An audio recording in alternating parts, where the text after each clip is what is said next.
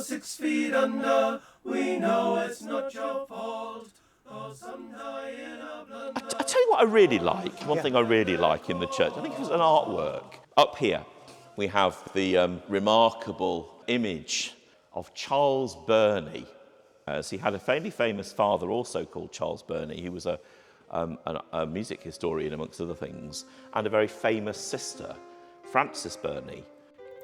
Frances Burney is a fascinating character in her own right, as is the father, Charles Sr., whose music you're hearing right now, or her explorer brother James, who travelled with Captain Cook, or her cousin, who painted the portrait of Frances that you see here, or her mother, who created a successful fan business that financed the whole thing. I don't think it's too extreme to call them the Kardashians of their day, with Frances, in particular, hobnobbing with celebs like Dr. Johnson or flash-in-the-pan curiosities like Oh My. But can you see the books that he's surrounded by? He was a very interesting character who only was ordained in later life. As a young man, he liked books, he collected books, but he was sent down from his college in Cambridge for borrowing books that didn't belong to him and allegedly replacing the plates on the books. And they went possibly to pay his debts. He was sent down, he was in disgrace. He went to Scotland where he began to rebuild his reputation. Gradually he did. He came to Greenwich where he set up a school for boys and continued to collect books. Eventually he was ordained. This was the only parish where he was the rector, but he was obviously a beloved character. He lived in what was the old rectory, which was an astonishing building by the side of the church, also built by Thomas Archer. And when he died, he had such a collection of books and papers that they were given to what is now the British Library. And the Burney collection at the British Library has got some amazing pieces in it that are very rare. He collected all kinds of historical records and kind of classical Latin, all sorts of stuff.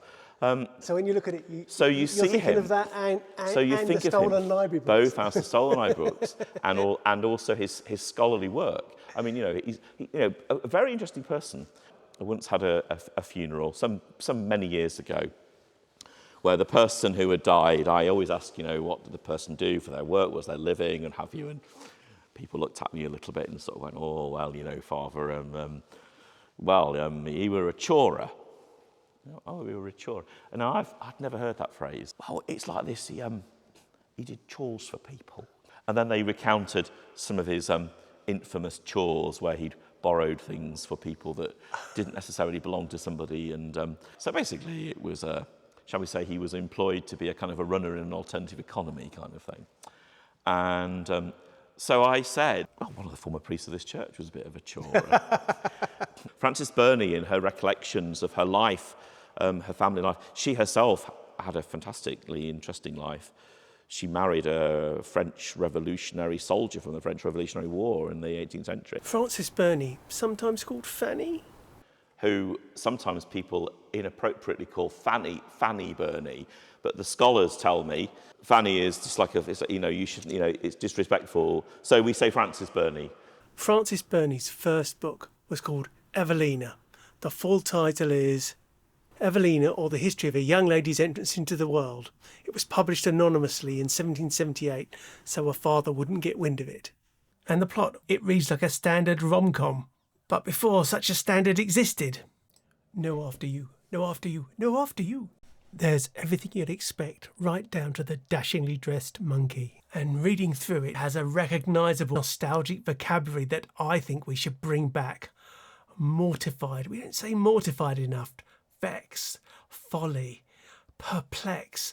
I'm perplexed that people don't subscribe to my channel. Like and subscribe.